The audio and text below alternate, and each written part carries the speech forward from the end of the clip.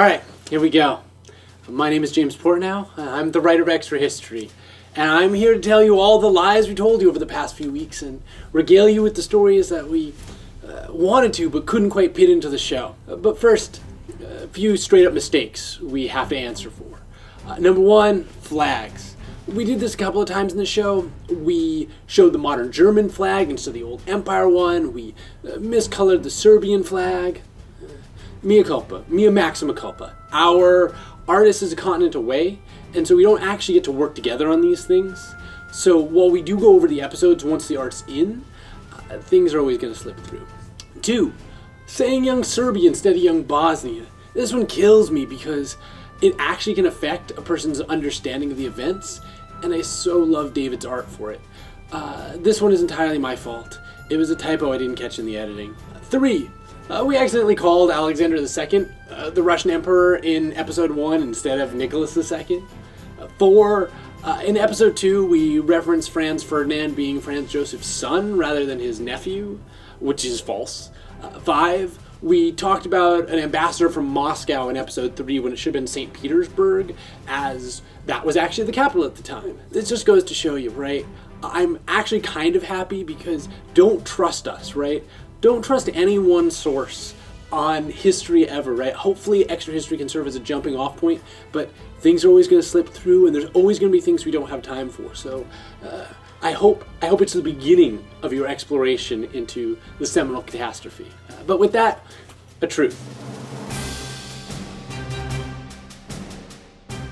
I do absolutely think that the First World War was the seminal event of the 20th century. None of that was hyperbole. Would other horrors perhaps have happened? Absolutely. But many of the horrors that did happen in the 20th century all have their roots in this one great breaking of the worlds. Like when I said at the beginning, right, about 9/11 possibly not happening, it's because much of the unrest in the Middle East can be attributed to how the Middle East was carved up at the Treaty of Versailles, the treaty that ended the First World War. The great powers pretty much carved it up without knowing much about it or having any representatives of the people who actually lived there at the event, which set the state boundaries for the rest of the century, right? Leading to these ethnically and religiously divided nations that we have today. We probably will do an entire episode on just this peace treaty and the effects of this peace treaty at some point because it's just that important and that powerful.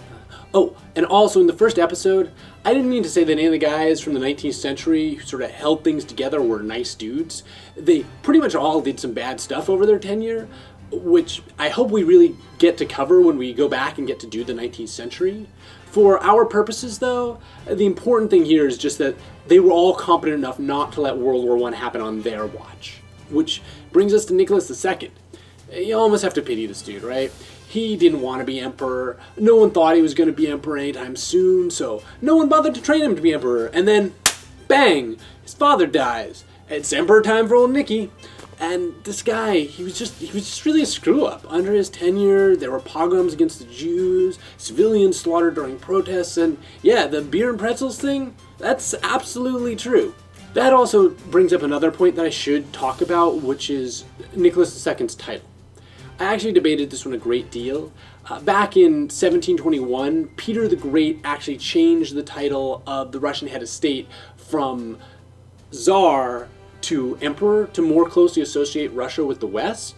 But when I was going over this, I saw the title Tsar used a great deal, even in historical sources, for Nicholas II. And while his proper title should be emperor, but I was thinking about it and I was like, well, if even 5 more people realize that and remember that this is the Russian guy, that's worth it to me. That's worth more than giving him the correct proper noun if they're functionally equivalent. So that was the choice I made. You can tell me what you think about that one. And then there's Franz Joseph, the last of the Habsburg emperors of Austria-Hungary. Here again is a guy I have to feel a bit sorry for. His whole family died around him. His daughter died as an infant. His only son committed suicide over a famous affair. His wife was assassinated as she toured Europe. And then the heir he got, right, Franz Ferdinand, was someone he had never really liked. And when Franz Ferdinand was assassinated, I think it was just too much for him. This may be just my reading, but Franz Joseph's entire life seems like just a man getting more and more beaten down, and at the end, I think he just wasn't able to muster the effort. Or maybe he was just okay with letting the world burn, because all the things that had happened to him over his life. Still, I mean, sometimes he comes across as kind of a bitter jerk to me. But enough of that. On to episode 2. Almost everything here is true and is as accurate as I can make it. But there are some places where I couldn't find the really, really small details in the historical record, like whether or not there was a candle on the table in the cafe at the start of that episode. And that's the sort of thing that you can probably expect I'll just fill out for narrative flow. You can figure that even in future episodes, when it's really tiny things like that, who knows, right? They may have just vanished from the annals of history. On the other hand, when I do have them, I'm going to try and use them. For example, the Archduke and Duchess's wardrobe. We have records of that. That's all accurate. So where I have those minor details, they'll be accurate, but don't trust them, because if it sounds better to have a candle on the table, they're going to have a candle on the table. But anyway, on to interesting stuff. That whole assassination is a comedy that no one would believe you if you wrote, right? I didn't even get to put in that the security was so badly botched that in the first car ride, a couple of local policemen got into one of the cars instead of the Archduke's special guard, and the guard just took off without him. Imagine if 2 random traffic cops got into the president's entourage and the Secret Service was just sort of left behind. I mean, it's wild, right? But that's what's going on here. And yet the assassins were such amateurs that they almost failed anyway. That said, the Princip sandwich thing, almost certainly a lie. Well, half-truth. There's pretty good reason that Gavrilo might have been there other than to get a snack. If the cars had gone back on the route that they had originally planned, they might have come back by that particular snack shop. So he could have been there for reasons other than a commiseration sandwich. Still, it's a good enough story, and I've heard it repeated by so many reputable sources that I'm willing to put it in the show and then just tell you here, warn you straight up, I think it is at best a half-truth. 2 other wild things about Gavrilo. First off, he was dying of tuberculosis when the assassination happened, and so he had to kill the Archduke. If he didn't, no one would remember him. Or at least that's one version of things. I also saw a source that said he contracted tuberculosis when he was in prison, which is sort of why it didn't make it into the show. And speaking of prison, guess what his punishment for killing the Archduke was? For starting World War I. Remember how he said he was a teenager? Well, because of that, because he was 19, the maximum sentence was 20 years in prison. Had he lived, he would have been a free man by the time he was 39. So it's this very strange, different world than we live in today. But jumping back to the Archduke, his exact words when he's having that altercation with the mayor, they were too long for the show, so we had to cut them down and paraphrase them. But his final words are absolutely true, right? I think if you get a chance, it's worth going back, and there are transcripts of these final events. It's very tragic. It's worth your reading if you get the time. And as a weird cultural side note, for Franz Ferdinand, all of the Archduke's things, his hat, his coat, even the car he was in, is preserved in the military museum in Vienna, right? It's sort of enshrined there. And at the same time, just this year, like 100 years later, a statue of Gavrilo Princip went up in Sarajevo.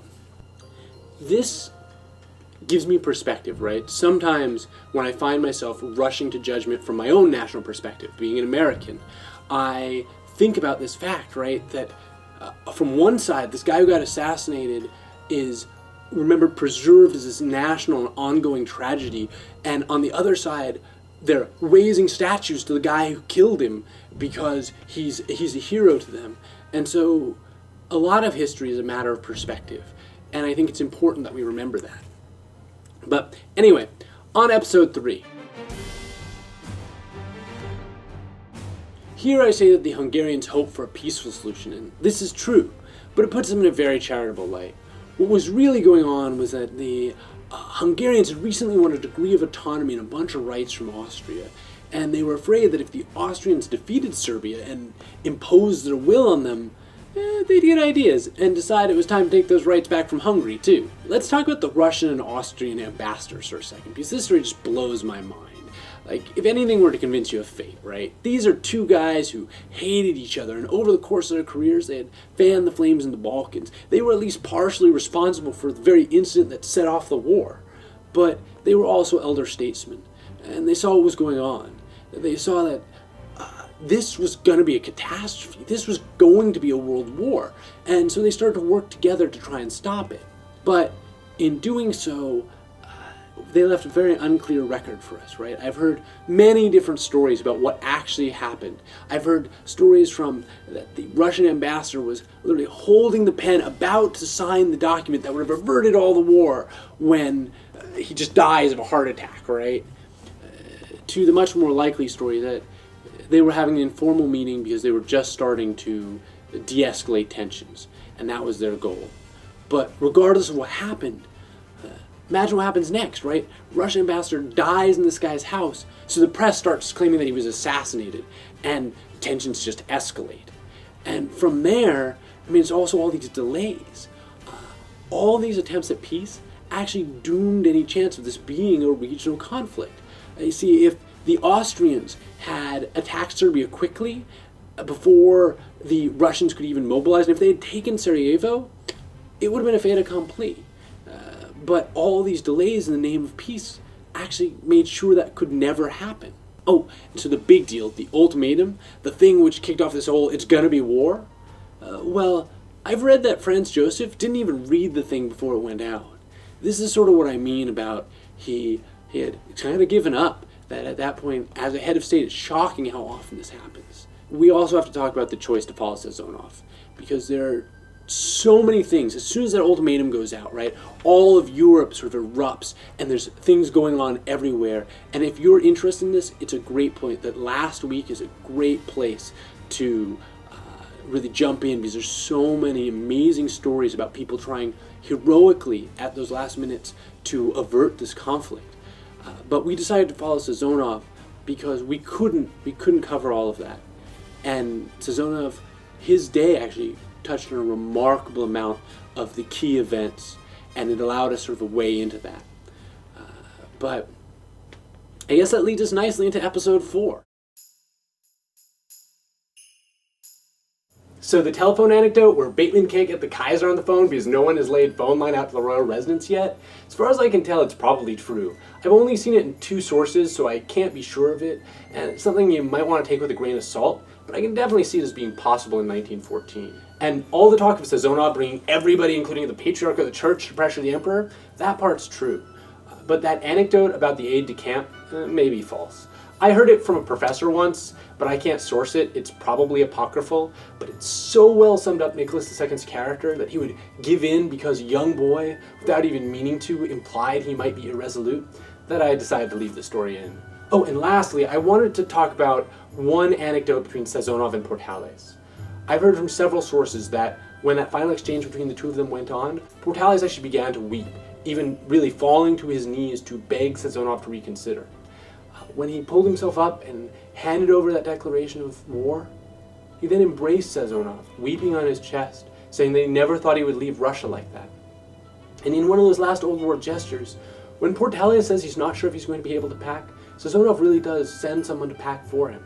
Think about that, right? These are 2 men who have just declared war on each other, 2 men who have just doomed the world, and yet that's no reason to be impolite or even inhospitable. There was a sense on some level that war didn't mean total war, that you didn't have to hate your enemy just because your countries couldn't find a way to agree. This is perhaps the last time this happens in modern history. So with that, I'll just wrap up by saying what studying this taught me. And that's how avoidable all of this was. Even today, we see ourselves spilling blood over bravado or failure to communicate, out of inattention or poor understanding of the people on the other side. And I'm not one to say that war is unnecessary. In a perfect world, it would be, but we don't live in a perfect world, and there are still evils to be fought. Sometimes arms are the lesser of two evils. But this war was unnecessary. And even to this day, an entire continent, Europe, has yet to regain the standing it once held before this war. So if we take one lesson from all this, let it be that when war is unnecessary, it is preventable. And too often we go to war because neither side has the courage to back down. So with that, I'll leave you. And I hope to see you in 2 weeks for the Sengoku Jidai. Take care, everyone.